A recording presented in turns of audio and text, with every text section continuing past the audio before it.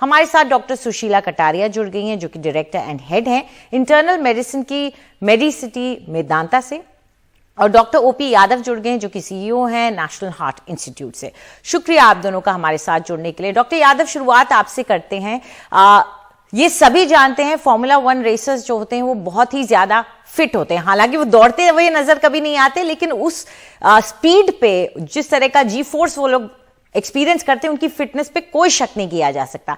ऐसे में long Covid का इतना असर होता है कि इतने फिट लोग भी उससे इस स्थिति में पहुंच जाएं? देखिए, बिल्कुल आपका सवाल का आंसर है कि लॉन्ग कोविड फिट लोगों में भी हो सकता है, लेकिन हम लॉन्ग कोविड प्रिज्यूम कर रहे हैं। लॉन्ग कोविड का कोई ऐसा टेस्ट या सिम्टम नहीं है कि आप उसको देखते ही बोल दें कि पेशेंट को लॉन्ग कोविड है।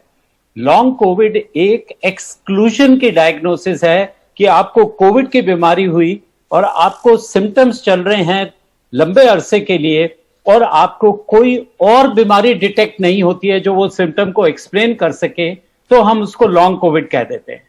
तो अब लुइस हैमिल्टन साहब के केस में बाकी चेकअप में क्या बीमारियां निकली है हमें नहीं मालूम है, इसलिए एक्सक्लूजन से लॉन्ग कोविड उन्होंने खुद भी कहा था कि ये डिहाइड्रेशन भी हो सकता है।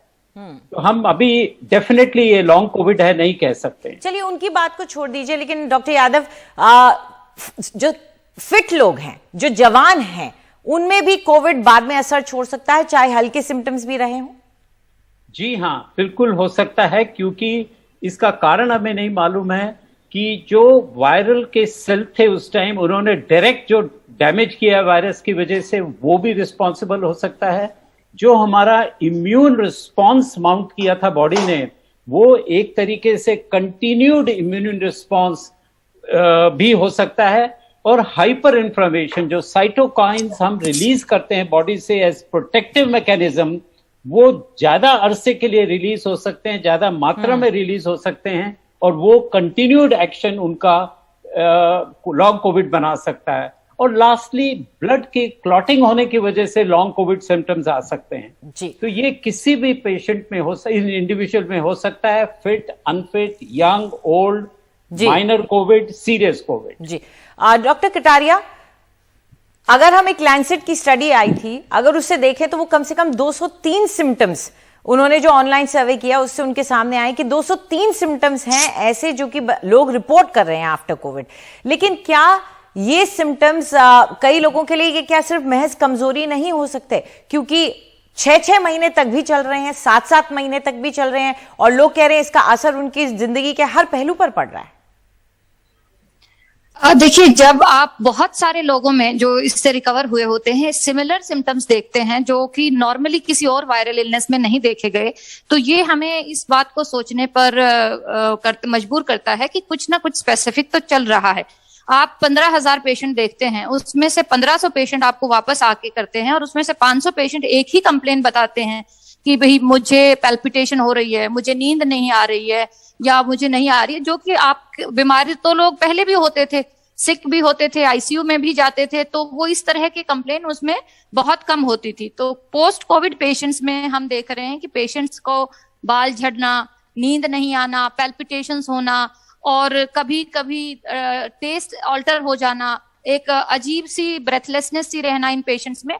और रेयरली 1% पेशेंट्स में 3 सप्ताह से 3 महीने के बीच में दोबारा बुखार भी आ रहा है, सीआरपी बढ़ जाता है, एक इन्फ्लेमेशन हो जाती है। और अगर उसको हम ऐसे ही छोड़ देते हैं तो वो आगे मल्टी ऑर्गन इन्फ्लेमेटरी सिंड्रोम में भी जा रहा है। तो हमने इसका एक सिस्टमेटिक रिव्यू किया फर्स्ट वेव और सेकंड वेव का, और हमने ये पाया कि हाँ, लगभग 20% लोग 3 महीने के बाद भी अपनी नॉर्मल दिनचर्या में नहीं आ पा रहे हैं। तो सिर्फ महज कमजोरी नहीं कह सकते हैं, इस वायरस का हमारी बॉडी के इम्यून मैकेनिज्म पे जो इफेक्ट है, जो कि अभी तक पार्शियली अंडरस्टूड है, कुछ ना कुछ उसके रेजिडुअल इफेक्ट्स रहते हैं। जैसे चिकनगुनिया का जो इन्फेक्शन होता है, उसमें जोड़ों का दर्द लोगों को कई महीनों हफ्तों तक चलता रहता है, वो भी एक इम्यून मैकेनिज्म की वजह से है। तो ऑब्वियसली कोविड इन्फेक्शन बॉडी में किसी ना किसी तरह का कुछ स्पेसिफिक लोगों पे एक इम्यून मीडिएटेड इन्फ्लेमेटरी रिस्पॉन्स पैदा करता है, या कुछ रेजिडुअल इफेक्ट पैदा करता है। लेकिन मैं यहाँ पे अलार्मिस्ट नहीं होना चाहती, ये जितने भी इफेक्ट हैं लोग 80-90% लोग अपनी नॉर्मल जिंदगी में आ जाते हैं 3 महीने तक, और बाकी बचे हुए लोग भी धीरे धीरे 1 साल तक जो सिवियर डिजीज थे वो भी अपनी नॉर्मल दिनचर्या में आ चुके हैं। जी बिल्कुल। डॉक्टर, ये भी कहा जाता है डॉक्टर कटारिया कि करीब 10 ऑर्गन सिस्टम्स पर इसका असर पड़ता है, तो क्या शरीर का लगभग हर हिस्सा असर पड़ सकता है अगर सीवियर केस हो जाए लॉन्ग कोविड का? सॉरी, आपकी आवाज ब्रेक हो गई and I could not here. हाँ डॉक्टर कटारिया, लैंसेट की जो स्टडी थी उसमें यह कहा गया कि 10 ऑर्गन सिस्टम्स पर इसका असर पड़ सकता है। तो देखने में ये आ रहा है कि कोई ना कोई सिम्टम किसी के अंदर नजर आता है, उससे ये लगता है कि लगभग शरीर के हर हिस्से पर लॉन्ग कोविड असर डाल सकता है। ओके, पार्टली मुझे सुनाई दिया। अगर मुझे सुनाई दिया तो आप ये कह रहे हैं कि कौन कौन से बॉडी सिस्टम्स हैं जो इसमें अफेक्ट हो सकते हैं। सो मोस्टली जो nervous system, cardiovascular system, respiratory system mainly affected होते हैं जो पोस्ट कोविड सिंड्रोम में हैं। और जैसे बाल का झड़ना किसी भी सीवियर इलनेस के बाद पहले भी देखा जाता था, वो एक डर्मेटोलॉजिकल सिस्टम, स्किन रैशेस, ये सब सिस्टम्स भी अफेक्टेड हो रहे हैं। सॉरी। जी बिल्कुल, जाहिर तौर पर काफी सारे ऑर्गन सिस्टम्स हमारे शरीर के कई हिस्से जिन पर असर पड़ रहा है। लेकिन डॉक्टर यादव, कौन से ऐसे सिम्टम्स हैं जो सबसे ज्यादा देखने को मिल रहे हैं, और जो लोग कोविड से रिकवर करके आए हैं उन्हें कब डॉक्टर के पास जाने की जरूरत है अगर उनके अंदर ऐसे सिम्टम्स दिखे? सबसे ज्यादा सिम्टम्स हम न्यूरोलॉजिकल या ब्रेन रिलेटेड हैं, जैसे कि कॉग्निटिव डिसफंक्शन, डिजीनेस है, inability to concentrate, depression, irritability, सिर दर्द होना, ये सारे सिम्टम। अभी लुइस हैमिल्टन साहब को ही हुआ कि वो गिडीनेस फील कर रहे थे, तो ये सिम्टम्स बहुत कॉमन है। फिर चेस्ट रिलेटेड सिम्टम्स जिसमें कि सांस फूल सकता है, आपको पैल्पिटेशन या दिल की धड़कन बढ़ जाना, या जब भी आप जो एक्टिविटी कर सकते थे वो एक्टिविटी आप करने में सांस फूलना, ये सिम्टम्स डेवलप हो सकते हैं। आपका loss of smell, loss of taste थोड़ा लेस कॉमन है, डायरिया लेस कॉमन है, लेकिन वो भी हो सकता है। तो ये बाकी सिम्टम्स भी आ सकते हैं, लेकिन ज्यादातर कॉमन सिम्टम्स, एक मसल पेन्स का बहुत इंपॉर्टेंट सिम्टम है, जॉइंट पेन और मसल पेन, कि पूरा शरीर दुखता रहता है और वो क्वालिटी ऑफ लाइफ गिर जाती है। जहां तक टाइम फ्रेम का आपने सवाल पूछा, अगर पेशेंट को माइल्ड कोविड हुआ है, कोई ज्यादा तकलीफ नहीं है, तो मैं नहीं समझता, और अगर वो एसिम्प्टोमेटिक है, उन्हें कोई तकलीफ नहीं है, तो कोई डॉक्टर के पास चेकअप कराने की किसी तरीके की जरूरत नहीं है।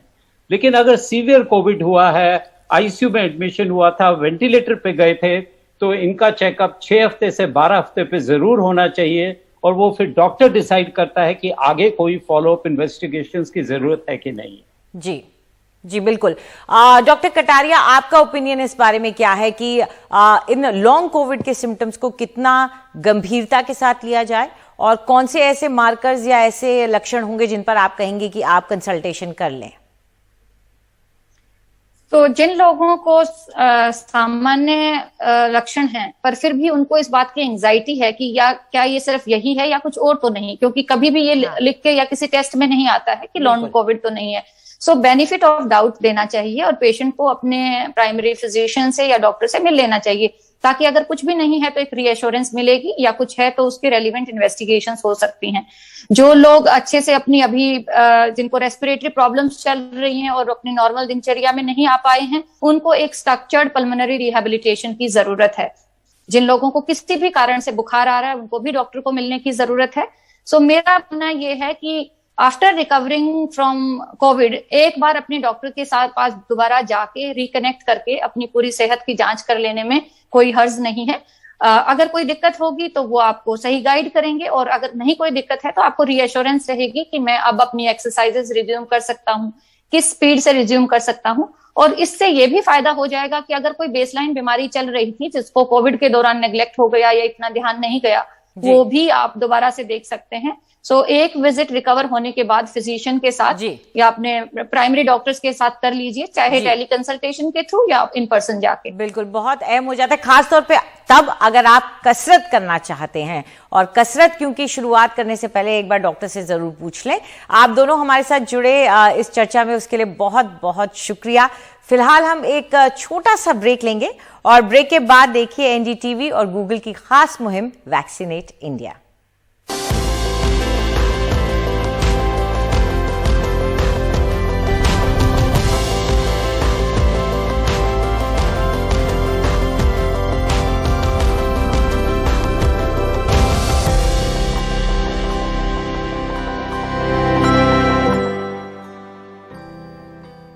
एनडीटीवी और गूगल की खास मुहिम वैक्सीनेट इंडिया में आपका स्वागत है। आज हमारे साथ चर्चा के लिए जुड़ गई हैं प्रोफेसर विजय लक्ष्मी नाग, जो कि हेड हैं department of microbiology, AIIMS Jodhpur से।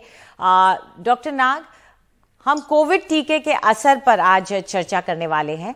इस वक्त हमारे देश में जो मौजूदा टीके हैं वो कितने असरदार हैं और पैंडेमिक को रोकने में कितना योगदान दे सकते हैं?